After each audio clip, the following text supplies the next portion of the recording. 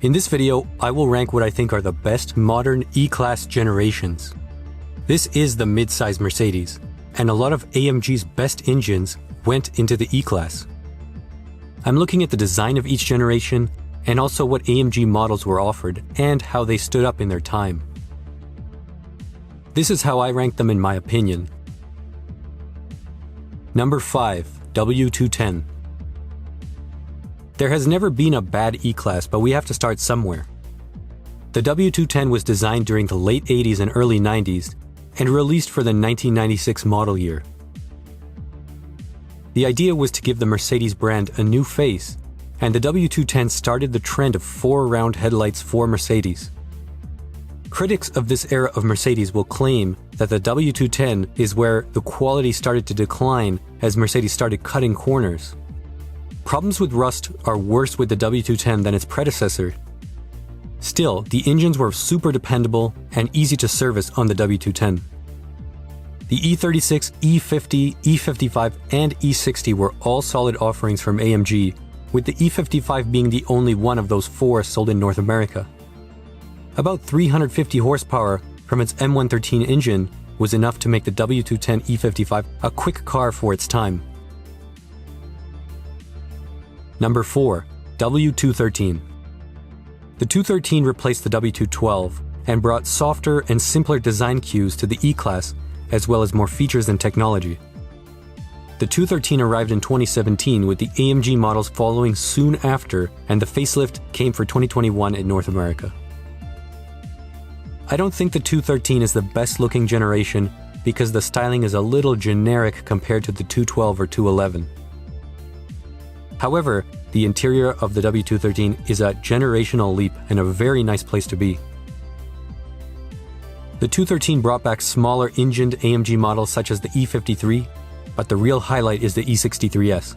One of the best AMGs of all time in my opinion. It's ultra fast, fun to drive, and loaded with the latest features. So the 213 is a technical achievement, particularly the E63, but it's still somewhat lacking in character and sound compared to some of the older models.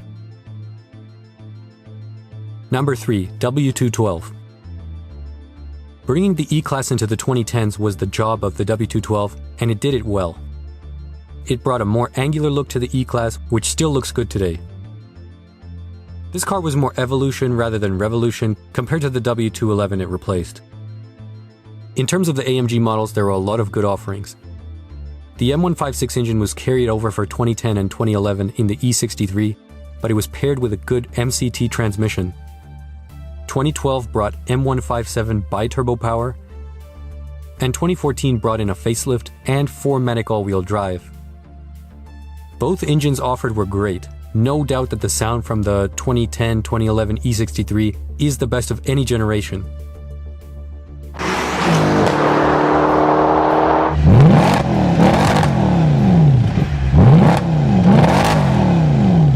The 212s were stiffer and sportier than their predecessors. On a twisty road, these cars are fun to drive, but some find that their ride is harsher compared to other E-Class generations. Nonetheless, the 212 is a great era of Mercedes. Number 2, W211. The 211 brought major refinements in many ways compared to the 210. The switch to clear lenses for the headlights, for example, brought a very clean and timeless look to the 211. The interior started to move towards a more modern design, and these cars are known for their comfortable ride quality. The W211 AMG offerings were the most aggressive of any E-Class generation. When the E55 came out for the 2003 model year, it was a seismic shift in the performance car market. The M113K engine offered nearly 500 horsepower and over 500 pound-feet of torque. That was enough to completely match the performance of the also new 03 Ferrari 575. If we look at this chart here that shows all of car and drivers' tested times for all performance E-Class models, one thing that stands out is that the 2003 E55 was by far the largest generational jump in performance. Since then, the changes by generation have been more incremental. The same can be seen for Motor Trend magazine's numbers over the years. Furthermore, the W211 AMG models started to be offered as wagon versions in North America, which is a trend that has persisted since then. Couple these points together and the 211 is one of the better E-classes offered. However, it isn't the best one. There were still a few problems with the earlier 211s, including the SBC brake-by-wire system, which was removed for the facelift models. Ultimately, the quality wasn't back to the same standard as the generation in first place. Number 1. W124.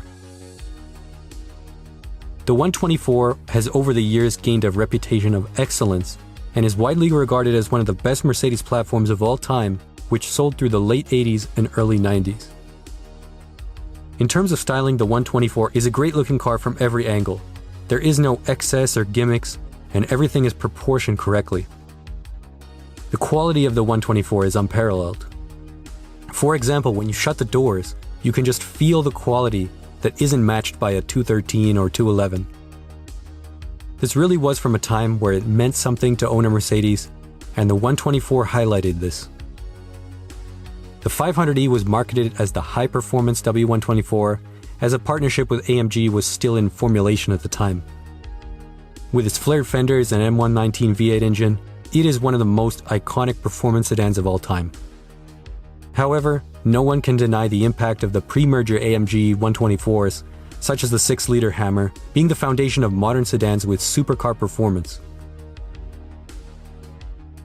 So the W124 has good history, quality, and styling, and it takes the number 1 spot as best E-Class in my opinion. That's it for this video. Let me know in the comments what you think about my list, or if you think the order should have been different in your opinion. I did not include the W123 because I consider that to be one of the classic generations, and AMG was still in the very early years, so it would be hard to compare. But the quality of the 123s are still very well respected. Thanks for watching, and if you want to support the channel, take a look at my store. Link is in the description. If you want to see more AMG content, subscribe for more videos like this one.